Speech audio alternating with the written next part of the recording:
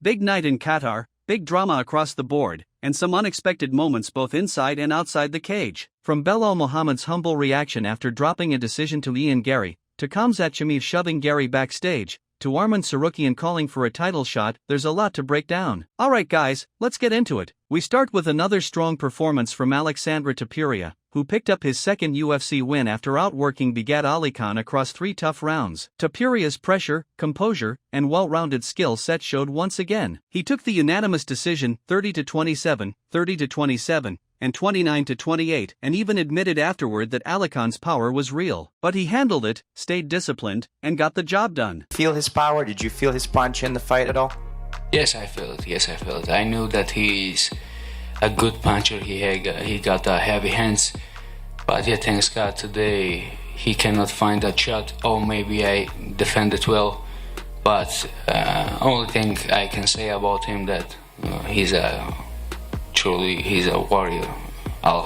His brother, UFC champion Ilia Topuria, quickly jumped online to celebrate the win, writing, "Thank God we got one more victory. I'm so proud of you." But the night took a sharp turn when we moved into the co-main event, where Garry secured a unanimous decision victory over former welterweight title challenger Belal Muhammad. Garry was smooth, composed, and largely in control, but the performance left fans divided. Some felt he needed a big moment, a finish, something to stamp himself as the clear next title contender. For Belal, this marks his second straight loss after falling to Jack Della Maddalena earlier this year. But in classic Belal fashion, the reaction was humble, grounded, and full of gratitude. Shortly after the fight, he posted, "We couldn't get it done. Thank you to my team, my family, everyone who rides with me no matter what. Alhamdulillah for everything. I'm blessed to be here. We have work to do." A tough moment, but also a classy one. Meanwhile, things exploded backstage when Khamzat and Garry got into a sudden physical altercation. Completely out of nowhere, the shove stunned everyone. Just minutes earlier they had a respectful exchange, and then suddenly Khamzat pushed Garry while walking past him. Security jumped in immediately, and Garry couldn't believe it. Ready to go?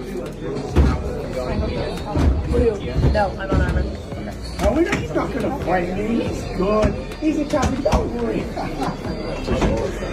What's wrong? Whoa. Come on, relax, boys. Relax. What dude, that's just childish. You're meant to be a champion in this sport. Look at me. You're meant to be a champion in this sport. Your friend just won. Don't ruin his victory. Arman, congratulations. Garry addressed the situation at the post-fight presser and explained exactly what happened from his perspective. To Khamzat, I said, "Hey champ, what's up? When are we gonna see you back?" He goes, "I don't know, brother. Whenever. Smash." All right, cool, sweet. Slaps me on the back. I'm like, all right, cool. Security guard gets in front of us. I'm like, we literally were just cool with each other. He's not gonna fight me. And then that childish energy comes out. Yeah, f you, brother. F you. Boom. Tries to push me. I just turned around and went, "You're meant to be a champion of this sport. You're a child. You're taking away from your friend's win over here. How about you calm down, slow down, and have a bit of respect for your friend over here rather than trying to steal the headlines." Do you want the honest truth? It's little dick energy. I need to show the world I'm tough. I need to show you're the champion of the world. No one needs to see you be tough. You don't need to have these anger management issues. Just be a man. Sorry. I'll get it one day. Strong words from the Irish contender, who didn't hold back at all. Afterward, Garry shifted his focus toward the full welterweight picture and sent a message directly to the new champion. Everyone, we did it again! We got the win, and we proved against a former champion, a tough, durable man who hasn't been finished in 9 years. I showed the world how good I am. I can stop the takedown and I can bang you round the feet. Listen, Islam Makhachev, I'm speaking directly to you now. You have a duty and a right to defend that belt against the best in the world, and you're looking at him. So whenever you're ready, whenever you want, the ball is in your court, my friend. We've got Ireland versus Dagestan too, for the welterweight title of the world. Khamzat also spoke up, explaining why he shoved Garry. He claimed Garry slapped him on the back in a way he didn't like, calling it disrespectful. That's respectful. Don't punch somebody in the behind, like.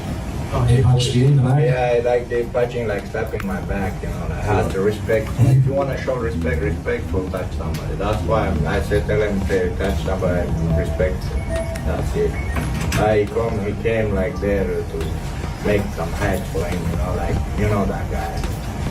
trying to beat Conor, but never gonna beat Conor. He won't beat me. I don't know what. While that drama played out, the main event gave us a showdown between Arman Tsarukyan and Dan Hooker, a fight that ended with Tsarukyan securing a slick submission. Despite the trash talk leading up to the fight, Tsarukyan and Hooker shared a respectful embrace afterward, a reminder of the sportsmanship.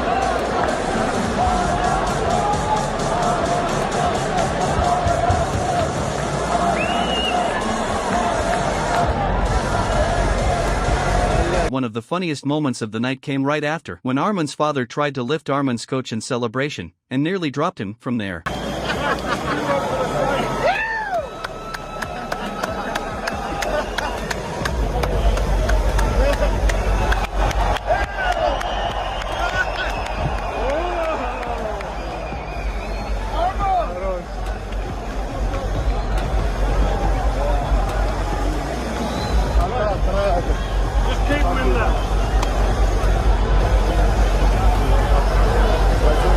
Arman celebrated the win in the most Arman Tsarukyan way possible, immediately eating camel meat backstage. This man loves food almost as much as he loves fighting. Out of nowhere, a fake Ilia Topuria tried to crash Arman's celebration, shouting and taunting. Arman laughed it off, but he had a real message for the actual Ilia Topuria. Ilia, why are you running?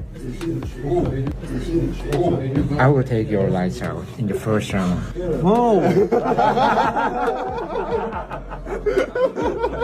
At the post-fight press conference, he made it clear he wants the title next, and he's ready for January. He said he'll fly to the US tomorrow, train for 2 months, no injuries, no excuses. He's ready for Las Vegas, Los Angeles, wherever the UFC wants to make the fight happen. I mean, I didn't want to mention too much Ilia because I was focused on my fight. But after today, I'm gonna try to again create some crazy videos that are gonna be viral and try to make a joke, you know, and to bring a lot of eyes for that fight. Of course, I can rest 1 week, fly to US and stay there 2 months. It's enough time to get ready, and I didn't get any injured, thank God, and they have to say that. And hopefully on Tuesday they announced that fight, and me fighting main event with Topuria when it's gonna be in Vegas or in Los Angeles. So I'm ready. I gotta take that chance, and I have pretty time to get ready. Even Sean O'Malley joined the fun, dropping a video breaking down exactly how Arman secured the choke on Dan Hooker. Alright guys, a quick little breakdown how Arman beat Dan Hooker. First of all, he took him down. Boom! Once he got him on the ground, he put him on his back, flat on his back. He put his arm by his head, and then he grabbed his own arm and choked him like this until Dan Hooker got to tap out. Merab Dvalishvili and Nina Drama also shared their live reaction to Arman's finish, yelling, cheering, and going wild as Hooker tapped. That's it. Wow. Oh, wow. Oh, my gosh. Come here, Armenia. That was a great performance. Hey, Ilia says that. Ilia says that.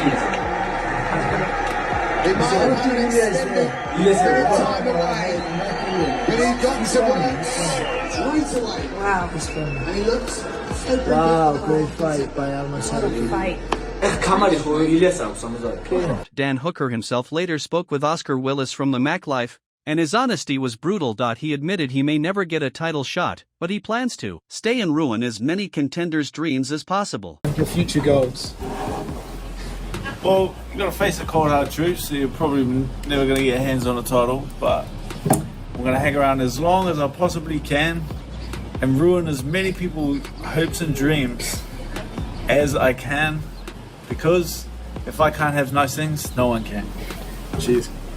The night ended with a special appearance from George St-Pierre, who revealed on a live stream with Aiden Ross that he advised Kamaru Usman to retire. GSP told Usman he's still in great shape, still respected, still valuable, and retiring now would protect both his health and his legacy. Kamaru Usman, I know you were in New York for the UFC, and Kamaru, you know, he's in, I think he's late 30s, and I said, man, I've been there, done that. I said, man, you're gonna compete again? He's like, yeah, I think I'm gonna go for one more stretch. I'm like, man, if you want one of my advice, Kamaru, because I like the guy. I said, like, do what you gotta do, get it out of your system, but get out on top. You know what I mean? Yeah. That would be the cherry on top. And not only it's better for your health, also for business perspective, when you're an athlete, a fighter, and you get out on top, when you get out champion, yeah, of course you have the impression that you left money on the table, of course. Oh, I could have done another one. That's our ego talking, The same thing happened to me.